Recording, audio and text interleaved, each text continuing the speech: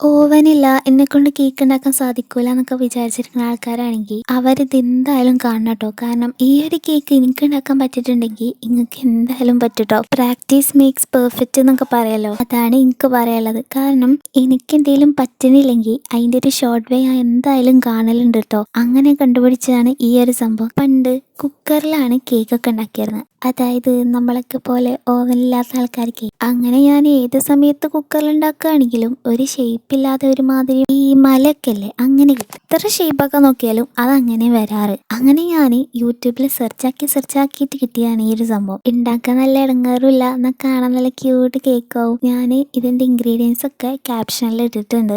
ആ ഇൻഗ്രീഡിയൻസ് ഒക്കെ കൂട്ടിയിട്ട് ബാറ്റർ ഉണ്ടാക്കിയിട്ട് ഇങ്ങനെ ഒരു പരുവത്തിൽ നമ്മൾ ഒഴിച്ചു കൊടുക്കണം കേട്ടോ. ആദ്യം കുറച്ച് ബാറ്റർ ഒഴിക്കുക, പിന്നെ നമുക്ക് കയ്യിലുള്ള ചോക്ലേറ്റ് ഇടുക, അതിൻ്റെ മേലെ കുറച്ചും കൂടി ഒഴിച്ചിട്ട് കുറച്ച് ചോക്ലേറ്റ് മേലെ കൂടെ വെതറി കൊടുക്കുക കേട്ടോ. അങ്ങനെ സെറ്റാക്കി വെച്ചിട്ട് 20 മിനിറ്റ്സ് ബേക്ക് ചെയ്തിട്ടുണ്ടെങ്കിൽ കേക്ക് ഇവിടെ റെഡി ആയിട്ടുണ്ട് കേട്ടോ. സത്യം പറയുകയാണെങ്കിൽ ഇങ്ങനെയൊക്കെ ഉണ്ടാക്കി നോക്കിയിട്ട് അത് സെറ്റായി വന്നിട്ടുണ്ടെങ്കിൽ അത് കാണാനൊരു സാറ്റിസ്ഫാക്ഷനും അത് കഴിക്കാൻ അതിലേറെ സാറ്റിസ്ഫാക്ഷനും ആണില്ലേ. അപ്പോൾ ഈ ഈസി റെസിപ്പി എല്ലാവരും ട്രൈ ആക്കിക്കോളൂ കേട്ടോ.